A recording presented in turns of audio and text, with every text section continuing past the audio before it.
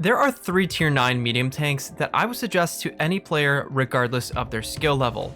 These tanks are the E50 for its all-around capabilities, its armor and ramming, along with its great gun, the Leopard PTA for its amazing gun that it has, and the mobility that you have along with this. And finally, the tank that is the topic of today's video, the AMX-30. Now, this may come as a surprise to some of you guys, but I have been enjoying this thing so much, and it is honestly my go-to tier 9 when I'm playing. It has the right amount of armor, speed, and the gun that makes this a really highly enjoyable tank. So I'm going to be showing you guys how I play it, what are its strengths, what are its weaknesses, and how to minimize those weaknesses while also maximizing your strength.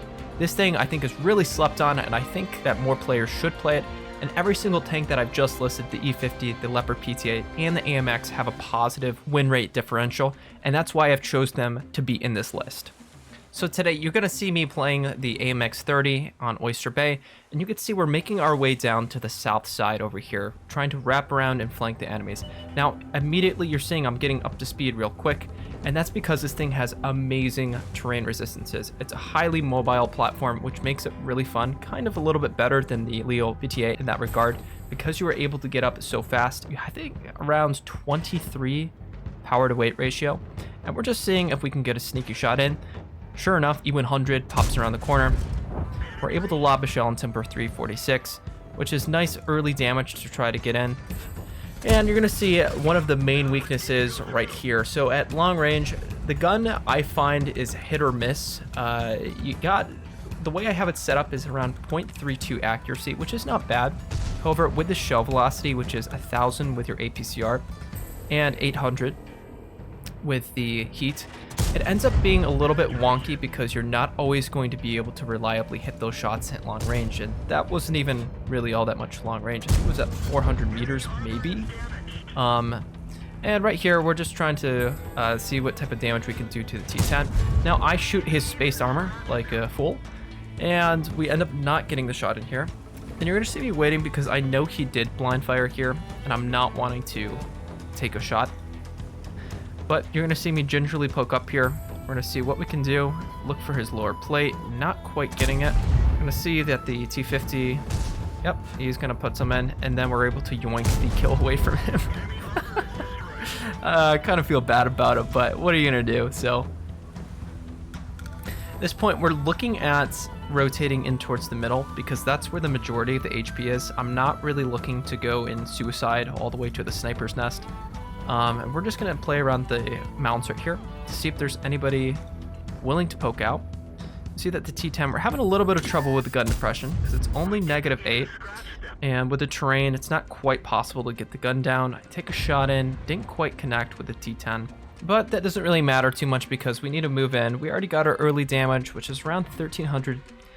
It's actually pretty good to start off. What you really want to be ideally doing in this tank is getting a couple early shots in and then making your way towards where the majority of the HP is, and you can do that quite easily because this thing is just so fast. And once again, we're just our brain is having a bit of trouble with the T10 because we just keep going for the spaced armor.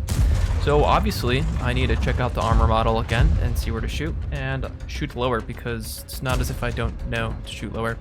Now I don't suggest side scraping this thing because you only have like 40 odd millimeters of armor, and that's just not the way to do anything here. But you're gonna see that I'm going to push the BZ75 because he's facing the wrong way and the E100 already fired.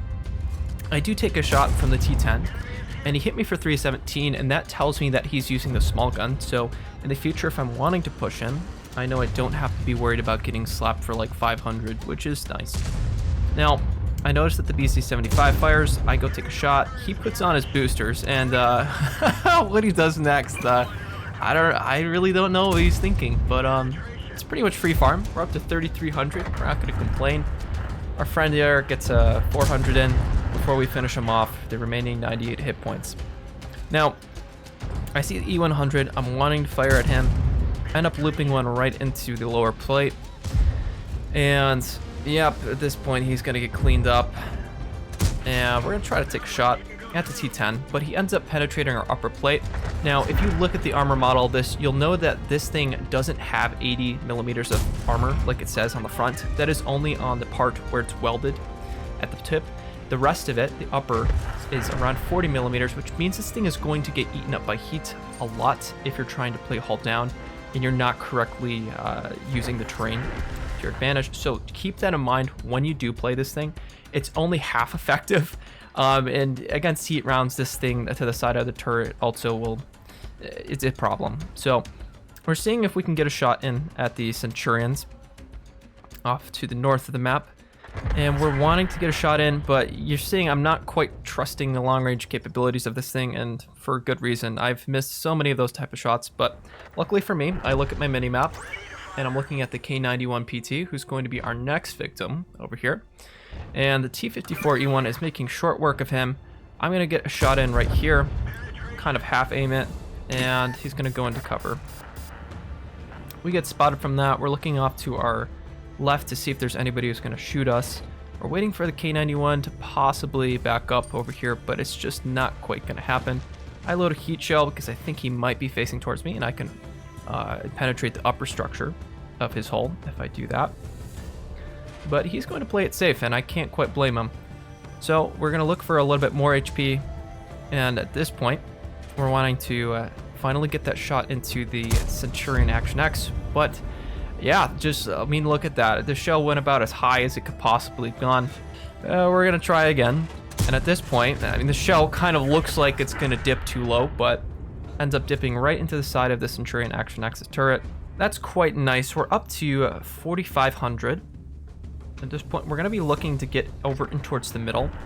And I have a bit of a blonde moment here, and I learned that I cannot drive. So, yeah, and then looking back at this replay, I probably wouldn't have gone up the middle like I did here, but I think the reason why I wanted to do it was to get elevation on either the Centurion Action X or the char over here that we're going to take a shot at. So I get into these line of bushes, and this is where I really wish that I had APCR loaded, because the 800 is not quite enough to catch the char, and I'm not really quite sure if the 1000 was going to be enough to begin with, but we see that the char is going to be lagging his way into a bounce for me. And unfortunately for me, because this thing's only a 105 millimeter, does not mean that I can overmatch his side. So we're looking to see if we have shots on the 704, but we should have been looking at the char because we definitely had a shot on him. But it ends up not mattering because we get the snapshot in for the shot that we missed earlier. So we are spotted, and the main concern for me at this point was the Foch 155, because he definitely has the ability to set me on fire, and this thing is super flammable, by the way. I would almost recommend running a fire extinguisher if I weren't wanting to mark this.